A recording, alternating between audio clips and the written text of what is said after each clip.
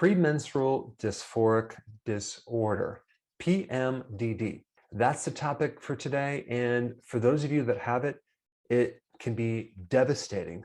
But I'm going to tell you, even though this is a major problem for people, if you understand what's going on, it is so freaking easy to get rid of. All right, what is PMDD? It's a severe form of PMS. You have bloating, headache, breast tenderness, and anxiety, depression, and a lot of other symptoms. Now, the medical profession is treating this sometimes like a mental disorder. It's in the DSM-5, which is the Diagnostic and Statistical Manual of Mental Disorders, which to me is just a bunch of descriptive terms for symptoms of PMS. And premenstrual dysphoric disorder sounds very, very scientific, but the whole goal is to get someone to manage it. Then you have these support groups, right? When I was in practice, I did all these different seminars at different support groups: the fibromyalgia support group, the chronic fatigue syndrome support group, the arthritis support group, the peripheral neuropathy support group. And I always hated going to these groups because it was really weird. You would do a demonstration on someone, you'd get instant results, and you would think everyone would just line up and want help. But it was very strange. A lot of these people in this group got very upset when you got rid of their problem. I don't know if that ever happened to you, where you try to help someone and they actually might get upset when you try to help them. So I always made it a policy that I'm only going to help people that want help.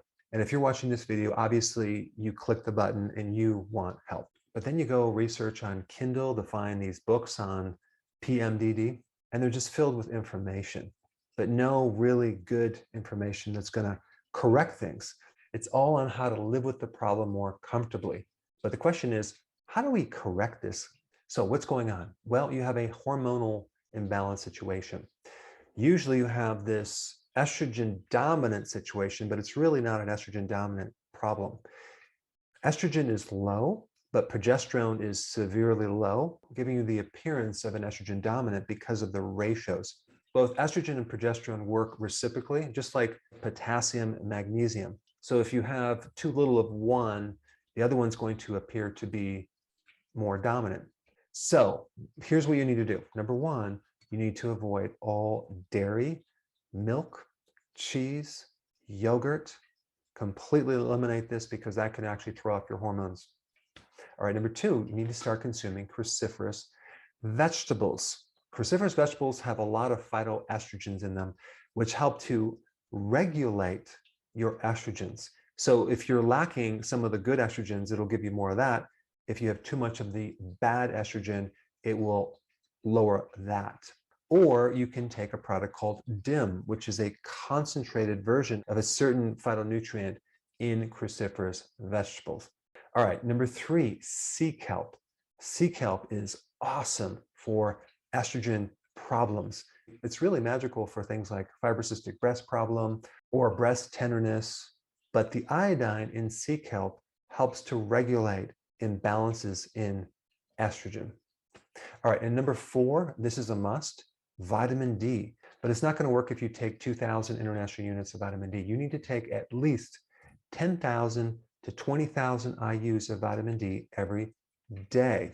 Vitamin D is a great anti-inflammatory, but it's also going to help regulate calcium, and that's going to help as well. So go ahead and apply these four things, and then comment down below on how fast you're able to get rid of this problem. So if you're enjoying my content, which I hope you are, and you're applying this knowledge to your health, and you have a success, I would really appreciate you sharing your success story.